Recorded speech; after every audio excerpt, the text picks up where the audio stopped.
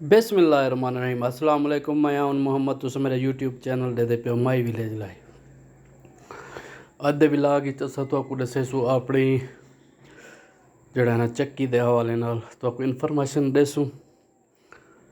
ये तुहानू सामने नज़रदा पे बंदा जड़ा ना दाने सटेंदा पे मशीन ये मशीन जी है ना सफाई करनी है दाने की। जाऊ को अलग करनी है, मिट्टी को अलग करनी है, दाने को अलग करनी है। तो सामने जी मशीन चलती पी है इन्हें जड़ा ना सरियम दे जड़ा ना दाने को सटते खल को अलहदा किया मैंने, तेल को अलहदा किया मैंने। इन्हें उत्ते 7 दी मोटर लगी हुई है। तो एडे दे प्यो ये दाने कितने पे जाओ गुंडी वगैरह अलहदा थी नहीं पी है।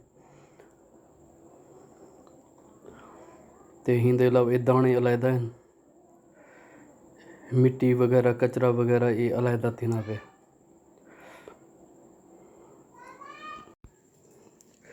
ये सारा कचरा अलहदा थी ना पे, दाना साफ बाहर आते जड़ा ना हुक वाला हिंदे।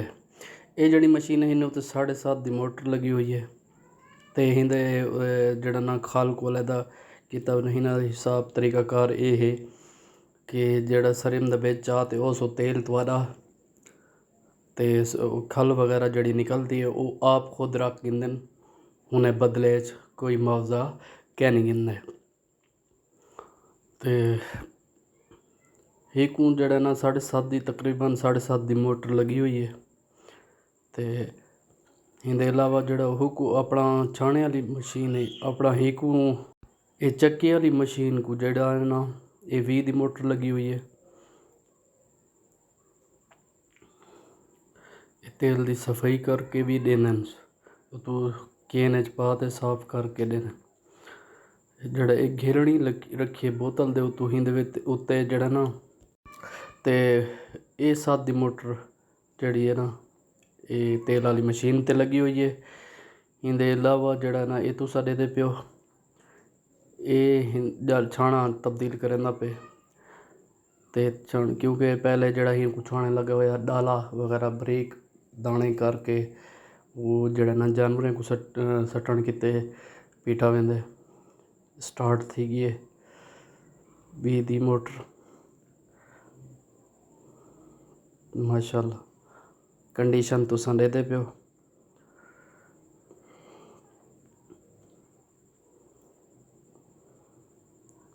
ये आटा पीवन वाली मशीन है। ये भाईजान ने जड़ा ना दाने सेट करें पेन एक मशीन खराब थोड़ी थी गई है। ये वाला को सेट करें पी क्योंकि इन्हें जेडे काबले उन्हें उन्हें को सेट नहीं किया काबले फुल नहीं कसया।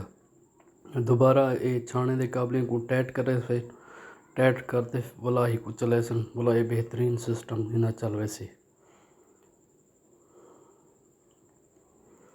तो संडे पे मिस्त्री लगा पे साफ थी गए हूँ को बंद करे सूँ बंद करके वाला मजीद चक्की को जड़ा ना चले सूँ ये हूँ दे पे तो सब बेहतरीन सैटिंग नाल चलती पी है।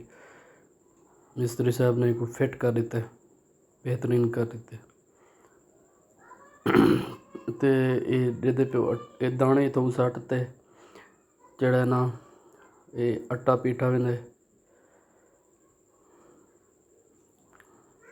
दे पे तुसा 20 दी मोटर ही को लगी हुई है। तो बड़ा अच्छा रिजल्ट है इनका।